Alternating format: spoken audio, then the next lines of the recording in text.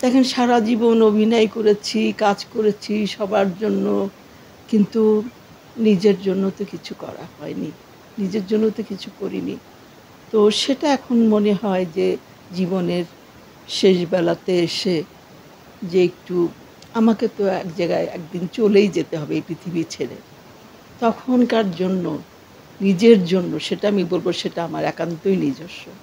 সেজন্য আমি পবিত্র হজও পালন করেছি, বহুবার উমরা করেছি এবং এখন আমি একটু ধর্মের প্রতি একটু ঝুঁকে পড়েছি। ধর্মটাও একটু পালন করি। সেটা গেল একটা বিষয়। আরেকটি বিষয় হলো যে আমার ইতিমধ্যে আমি আরেকটা কাজ করে ফেলেছি। হয়তো আপনারা জানেন না। আমি একটা বই লিখেছি। আমার বইটা আমার আত্মজীবনী ও স্মৃতিকথা।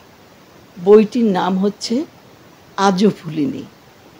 এই বইটি আমি লিখেছি যেহেতু আমি একজন চলচ্চিত্রের মানুষ এবং আমি ৬০-এর দশকে আমি এসেছি এবং আজ অবধি আছি এবং আমি মৃত্যুর আগ পর্যন্ত এই চলচ্চিত্রের সাথেই থাকবো। যেভাবেই হোক জড়িত থাকবো, আছি, থাকবো। তো সেই কারণে আমার মনে হলো যে কেন আমি এই যে মানুষগুলোর সাথে আমি কাজ করেছি, তারা কত গুণী মানুষ ছিলেন, কত সুন্দর সুন্দর ছবি তৈরি হয়েছে তখন। এখন তো চলচ্চিত্র তো অনেক চেঞ্জ হয়ে গেছে, এখন তার ছবি তেমন তৈরি হয় না। সেই যে অনুভূতি, সেই অনুভূতি থেকে মনের তাগিদে আমি এই বইটি লিখেছি এবং এই বইটি পড়লে মানে আমি মনে করি যে সব শ্রেণীর মানুষ, সব শ্রেণীর মানুষ যদি এই বইটি যারা পড়বেন, যারা পাঠক, প্রিয় পাঠক, তাদের উদ্দেশ্যে বলছি যে তারা সবাই কিন্তু চলচ্চিত্র সম্পর্কে, চলচ্চিত্রের মানুষ, চলচ্চিত্রের পরিবেশ কী ছিল, কীভাবে চলচ্চিত্রকে আমরা আগিয়ে নিয়ে গেছিলাম। কারণ একসময় আমাদের চলচ্চিত্র বাংলা ছবি তেমন কেউ দেখত না, বাইরের ছবি-টবিগুলোই বেশি প্রদর্শিত হতো।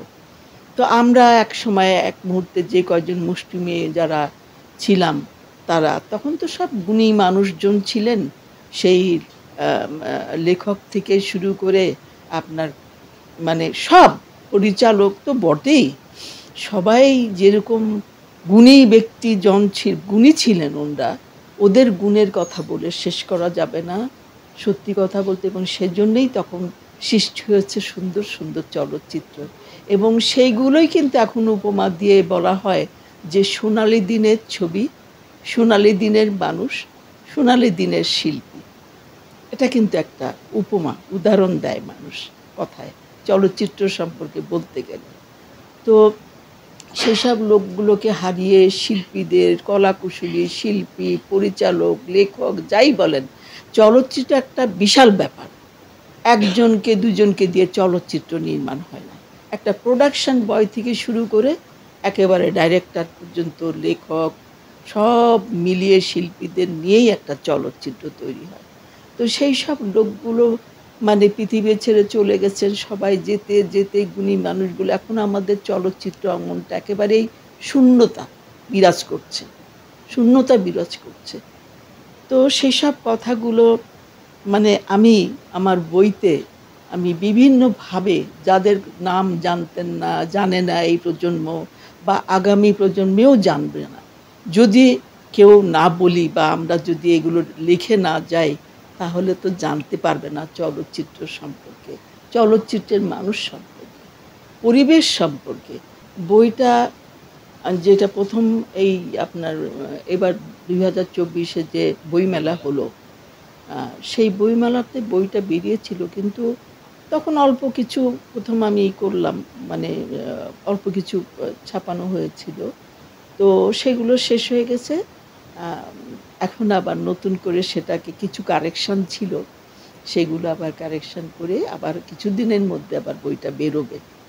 তবে যারা আমি জানি না, আমি নিজে লিখেছি, আমি কারোর সাহায্য সহযোগিতা নিয়ে লিখিনি। তো সেই কারণে যারা দেখেছেন বা পড়েছেন আমাকে অনেক বেশি প্রশংসা করেছেন বইটি। খুব ভালো লেগেছে তাদের, চলচ্চিত্র সম্পর্কে অনেক কিছু জানতে পেরেছেন এবং আমি বলবো যে আপনাদের যদি কখনো সুযোগ হয় বইটা একবার এক নজর দেখবেন অন্ততপক্ষে। এটা আমার একটা আপনাদের কাছে একটা রিকোয়েস্ট, অনুরোধ রইল। তো এই হলো আমার সময় কাটাতে। এই বইটি লিখতে তো একটা সময় লেগেছে। আর এখনো আমি লিখি। আমি কিন্তু অবসর সময় পেলে লিখি।